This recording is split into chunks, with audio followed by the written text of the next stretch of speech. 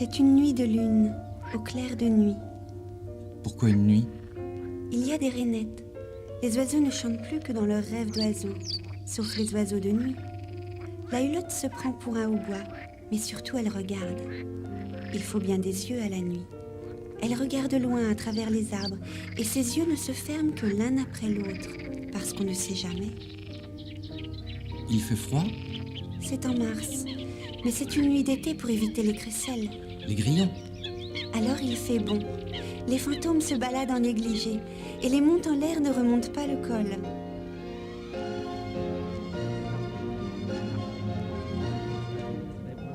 Et ça, qu'est-ce que c'est? C'est rien, c'est un nuage de bruit. Il vient de la ville. Il n'est pas très grand. Les bruits à l'intérieur sont comme un chafou dans un édredon. Il est gonflé de tapages, de pétarades, de fracas, de tatards, de crapasseries et de flats. Pauvre nuage, il a dû s'égarer dans ma nuit. Mais il n'y restera pas longtemps, parce que ma nuit est très agréable. Ah, vous voyez? Il y a quelqu'un qui passe. Il y a une voix. Elle appartient à un philosophe austro-hongrois qui raisonne par l'absurde. Il est obligé de marcher à l'envers et à toute vitesse pour que les vérités qu'il énonce ne le rattrapent pas. Un jour, il tombera en marchant sur sa queue de pie. Et toi? Moi, j'ai une chemise de nuit, une veste de nuit, une cravate de nuit et des bottines 1900 parce que c'est beau. Je reste sur place en tournant doucement sur moi-même, comme un phare qui regarde la mer. Tiens, revoilà le philosophe.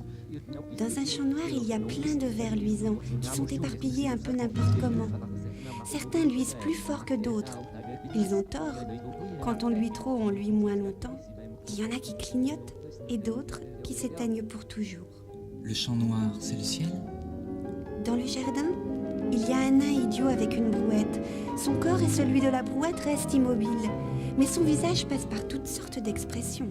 Il grimage, se distortille et grandiloque. Alors il a l'impression de dire des choses immenses, avec des mots plus grands que les mots.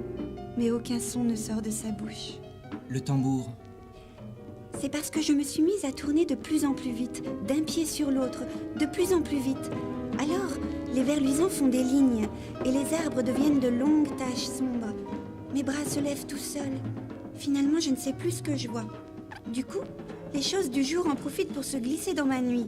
Des pendules, des enseignes de bistrot, des têtes de vaches, des têtes de boulangères, des têtes, des yeux qui m'observent, qui brillent comme des soleils, qui grandissent, grandissent. Tout devient lumineux, tout est blanc. J'ai peur, je tombe. Je suis par terre, nez à nez avec le nain idiot. Comme il ne s'y attendait pas, il a repris son visage de nain idiot. L'intérieur de ma tête tourne encore. Mon cœur est à l'envers. Je n'ose pas fermer les yeux. Je fixe mon regard sur celui du nain. Régulièrement, il dérive vers la droite et revient à sa place. Et maintenant? Je suis dans la luzerne. Allongé dans les luzernes? Maintenant, j'ai les yeux fermés et je marche dans la luzerne. Je suis comme une équilibriste. D'ailleurs, j'ai une ombrelle de lune. Je sens le vent dans mon ombrelle. S'il ne tourne pas, ma direction est bonne. Maintenant, la prairie est en pente. Je descends quelque part. Une branche craque sous ma bottine 1900. Je reconnais une branche de bagnodier. Il n'y a pas de bagnodier là où je vais. Donc, je me suis perdue. Je n'ose plus avancer. J'ouvre les yeux. C'est le matin. C'est le petit matin, entre loup et chien.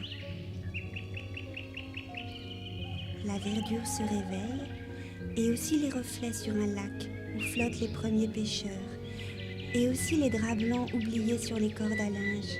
L'air est brumisé. Dans l'aurore diaphane, les héliotropes se redressent et les noctiflores se ferment.